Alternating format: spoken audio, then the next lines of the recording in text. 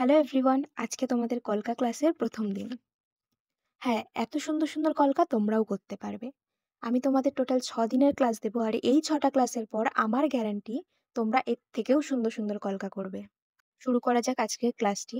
আজকের ক্লাসে তোমরা যা যা শিখবে সেগুলি হলো: কোন তুলি ব্যবহার করবে কলকা করার জন্য, কি কি ফেব্রিক কালার ইউজ হয়, কালারের সাথে কতটা জল মেশাতে হবে, আর সঠিকভাবে বেসিক স্ট্রোক আঁকার পদ্ধতি।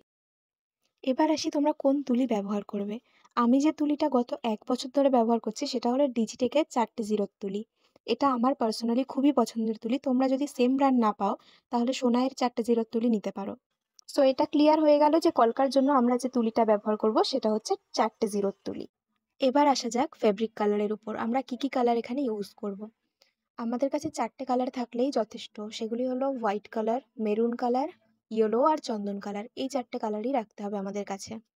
তোমরা যখন রংটা ইউজ করবে, রংটা তুলির পিছন সাইডটা দিয়ে নেবে। ডাইরেক্ট তুলি দিয়ে নিলে তুলিটা খুব তাড়াতাড়ি নষ্ট হয়ে যায়, সেই কারণে তুলির পিছন সাইডটা দিয়ে রংটা তুলবে।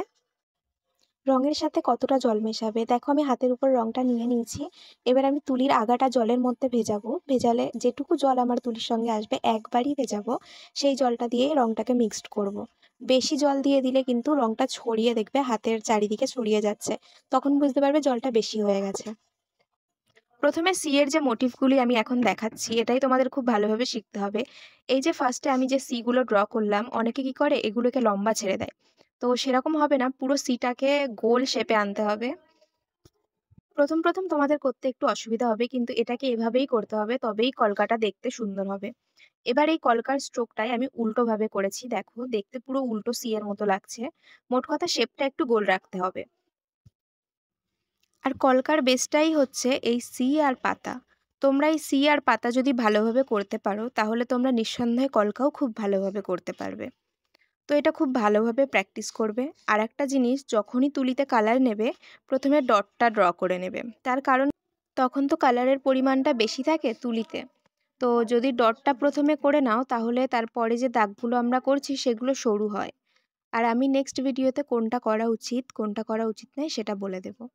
আমি এখানে যে কটা কলকা দেখাচ্ছি সবগুলো তোমরা মিনিমাম 10টা বা 15টা করে প্র্যাকটিস করবে। বেশি সময় লাগে না, ভিডিওটা সেভ করে রাখো যাতে সময় পেলেই প্র্যাকটিস করতে পারো। এরপর আমি আম মোটিভ দেখাচ্ছি। এটাও খুব ইম্পর্ট্যান্ট একটা মোটিভ, যেটাকে তোমরা যে কোনো কলকায় কোনো না কোনোভাবে বসাতেই পারবে। এই মোটিভটা বিশেষ করে সাবেকি কলকার ক্ষেত্রে ভীষণভাবে কাজে লাগে। এটাকেও আমি সেমভাবে ডান দিক বাঁ দিক দুদিকেরই করে নিয়েছি। তারপর সেম মোটিভের উপর পাতা দিয়ে আরেকটা ডিজাইন দেখিয়ে দেব, সেটাও দেখবে তোমরা। দেখো সেম মোটিভের উপর আমি পাতা দিয়ে আরেকটা ডিজাইন করছি। আম কলকাগুলো আমি আগেই এঁকে নিয়েছি, প্রথমে তোমাদেরকে একবার এঁকে দেখিয়ে দিয়েছি বলে আমি আর দেখালাম না। আম কলকাগুলোর উপর দিয়ে আমি আবার পাতার মোটিভ দিই। এবার বলবো পাতা ড্র করা নিয়ে। পাতা দুভাবে ড্র করা যায়, একটা লাইন ড্র করে আর একটা ওয়ান স্ট্রোকে। আমি যেহেতু তোমাদের ক্লাস দিচ্ছি আজকে, ইজি ওয়েতে লাইন টেনে যেটা করা যায় সেটাই দেখাচ্ছি। মিডিল পজিশন থেকে আমি একটা দ এঁকে নিচ্ছি প্রথমে, তার পাশ দিয়ে আর একটা লাইন টেনে পাতার আকার দিয়ে নিচ্ছি। দেখো পাতাগুলো কত সুন্দর হয়েছে। আর সেম এই পাতাগুলোই আমি তোমাদের ডিফারেন্ট সাইডেরটা দেখাচ্ছি। অনেক সময় কি হয়, আমরা ডান দিকে যে ডিজাইন করি ওই সেম ডিজাইন বাঁ দিকে আমাদের অত সুন্দরভাবে আসে না, বা বাঁ দিকে সুন্দর করলে ডান দিকে সেম হয় না। সেই জন্য আমাদের দুদিকই খুব ভালোভাবে প্র্যাকটিস করতে হয়। এরপরে দেখো আমি প্রথমে সি এঁকে নিচ্ছি, পরপর সি এঁকে নিচ্ছি সোজাভাবে। তারপরেই আমি সেম সি আঁকবো, বাট উল্টোভাবে আঁকবো। এরপর উল্টোভাবে সিগুলো আঁকার পর আমি আবার পাতা করে নিচ্ছি। তারপর এই সি এর মিডিল পজিশন থেকে আমি একটা দ এঁকে নিয়ে পাশ দিয়ে আর একটা লাইন দিয়ে আমি পাতাটা আকার দিয়ে নিচ্ছি। সেমভাবে আমি ডান দিকের উল্টো সিতেও পাতা করে নিচ্ছি।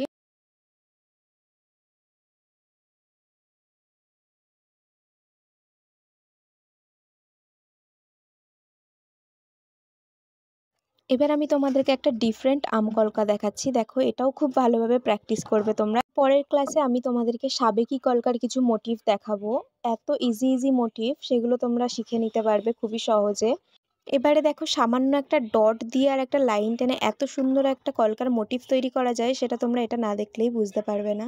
আর একটা খুবই সহজ মোটিভ আমি দেখাচ্ছি, দেখো এটা আমি প্রথমে ডট দিয়ে তারপরে গোল করে নিয়ে এসে একটা লম্বা দাগ টেনে দিয়েছি। সেম উল্টো সাইডে উল্টো করে গোল করে উল্টোভাবে সি এর মতো করে লম্বা করে এনে একটা দাগ দিয়ে উপরে ডট দিয়ে একটা সুন্দর মোটিভ তৈরি করেছি।